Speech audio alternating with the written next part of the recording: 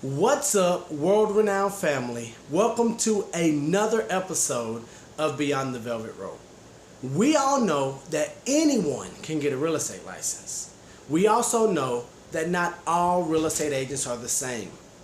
But why are some real estate agents so much more influential than others? I've got an answer for you. One thing that all top agents have in common is authority. When I say authority, I'm talking about the ability to influence people all around you. Being influential in real estate translates into more power to leverage your clients into working with you, trusting you with pricing their home, and authorizing you to make important decisions to get the deal done. Here's what I found to be the most powerful formula in the real estate world. Rapport plus credibility plus jurisdiction plus trust equals authority. You may be familiar with each of these on their own, but I'm going to explain to you what role each piece plays in authority. Rapport. People generally like to be around other people that are like them. To get another person to like you, you must be more like that person in several different ways. Number one, tonality. Do they talk loud or soft? You'll want to talk at their volume level at all times. If they are naturally loud, then you should also speak loudly. If they have a softer voice, you should speak softly as well. How do they pronounce words? Do they say tomato or tomato? Listen to how they say their words and do the same. Breathing is number two. Breathing patterns are composed of several different components, including pace, depth, and location. Pace is simply how fast the other person breathes.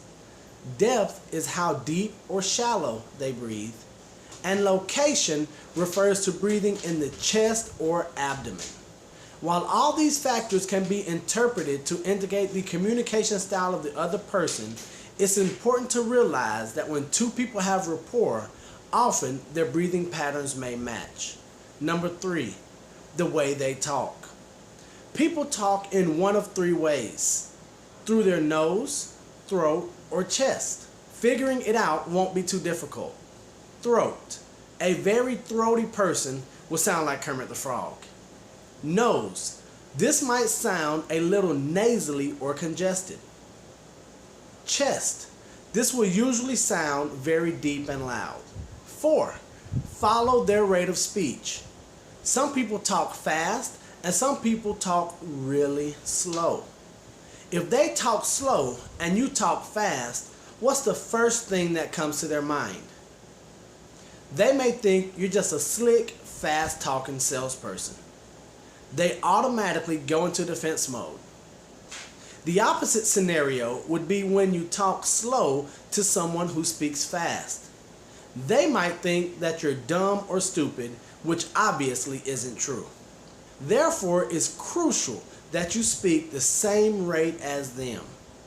5. Repeat and approve. This is so simple, yet is probably the one that is most often forgotten. After someone speaks, make sure you repeat a very brief synopsis of what they said and then approve by affirming what they just said. You might say, amazing, or that's exciting.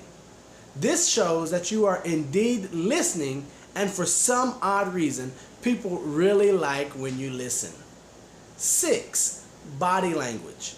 Mirroring body language is very critical. Here are all the ways you can match someone's body language. Posture or body movement. Wait 10 to 15 seconds and then shift your body in the same way. Gestures.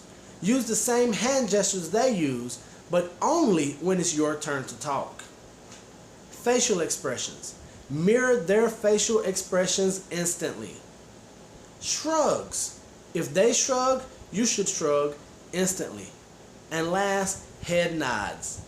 Nod your head when they do. Using these tactics will amazingly increase the levels of rapport you achieve with the people you speak with. 7. Acknowledge and empathize. When someone speaks to you out of emotion, it's important that you acknowledge what they say and show empathy. Make sure you do this genuinely and not condescendingly. You might say something of this sort: "I can see that this must have been a frustrating experience for you." The best thing you can always do is ask questions. And remember, telling isn't selling. Allow them to talk so you can calibrate yourself with them and bring the relationship into harmony. Credibility. Having credibility means that people will believe what you say because you have a history of accuracy and sharing facts.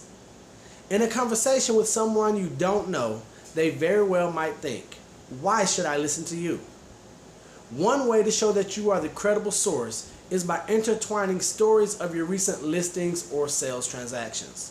Talk about how you handled a certain situation in the past that would demonstrate your expertise with a client. When you talk about it with confidence, it will show your client that you are indeed credible. Here's a tip: just make sure you're well prepared before you even have this discussion. This way, you know exactly what to talk about when the opportunity arises. Your credibility can also come from other places. Maybe it's on your website in the form of a testimonial from a past client. One thing I recommend to agents is to create various outlets in which you share valuable information about the industry and your market. This could be via social media, blog posts, speaking opportunities, or newsletters. Your knowledge of the real estate industry doesn't need to be a secret. In fact, the more you share, the more of an influencer you will become. Jurisdiction. A simple way to understand jurisdiction is the ability to make decisions for others. As a realtor, you make the decision for which home people want to buy. Sure, they have a say in whether or not they want a particular home, but you influence that decision. They tell you what they are looking for, and you bring them the inventory. Or they tell you about the history and renovations of their home, and you might be the one setting a realistic price point. Whether you are on the buyer's or seller's side, you are going up to bat for your client. After all, you are their real estate agent. Trust. The final factor is trust. So, how do you earn your client's trust? You must deliver what and when you say you will deliver. It's very difficult to be trusted if you promise a result and deliver a totally different result. In today's competitive markets, the temptation to overpromise is abundant. That's why it's imperative that you speak truthfully and manage your client's expectation. They will appreciate you being candid with them, even though it's not always what they want to hear. Work at the highest levels of integrity and honesty. You must respect confidentiality. A client may have told you something in confidence that you shared with someone else without realizing it. This can be tough because it's not always clear what is sensitive information and what isn't. Just try and be mindful. When used properly, these factor into the most powerful thing of all: authority. These don't necessarily need to be followed in order. In fact, you might find that a client won't grant you jurisdiction until they feel as though they trust you. And it's possible you can attract a potential client based on your credibility, and your ability to create rapport with them allowed you to get their listing. When you can create rapport, show credibility, have jurisdiction, and gain trust, you will become the authority. They will all work in harmony, and you'll find that what was once your biggest challenge is now second nature to you. That's it for this video. Do me a favor, guys. Be sure to share, like, comment on the video, but most importantly, don't be average. Be world renowned. Bye.